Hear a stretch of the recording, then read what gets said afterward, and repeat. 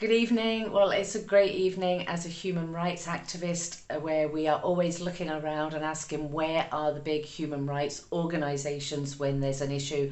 So as a pro-Kashmiri activist and human rights activist, I'm delighted to say that Amnesty International at last are standing with Kashmir and are showing their evidence of standing with Kashmir. So they've brought out a report today which is saying about the oppression of Indian occupied Kashmir has increased since they revoked Article 370(35)A, which was their semi-autonomous status, and since that day there has been a vicious crackdown on freedom of speech for civilians and the media. Leading through intimidation and fear to silence any dissent, which is the direct violations of human rights.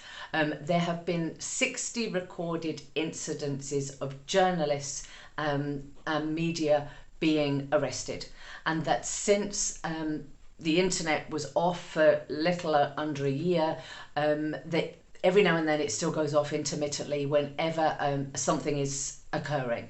Again, silencing these voices. They have recorded 6 incidents of civilians, whether they're human rights activists, media and academics, where they have not been allowed to leave India, stopping their freedom of movement. 27 journalists have been illegally held. 3 of those are in a revolving incarceration whereby they are arrested, released and arrested again. There have been illegal raids on journalists with no legal basis for doing so. Parveena Hanger, Kiran Parvez had their properties raided.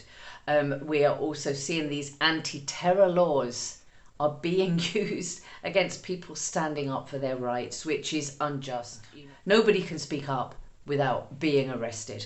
Amnesty is calling on India to stop the oppression, to release all those held, political prisoners, media, anybody, the antiquated laws that they are using. They are insisting to India and demanding that it stop.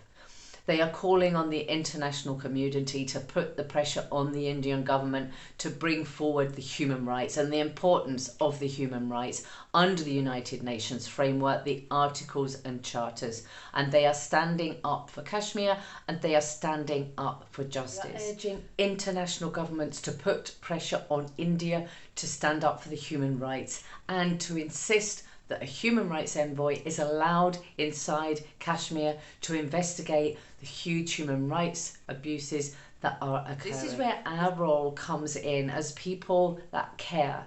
We need to put pressure on our governments. We need to write to our members of parliament. We need to start petitions. We need to join the solidarity events such as the Let Kashmir Decide Solidarity for Kashmir on Monday the 5th of September, on the 5th of every month, where you drink your tea, talk about Kashmir and upload to social media with the hashtag Solidarity for Kashmir. The more we can raise awareness, the more people we have to put pressure on our governments, to put pressure on India, to hold them accountable to the United Nations articles and charters.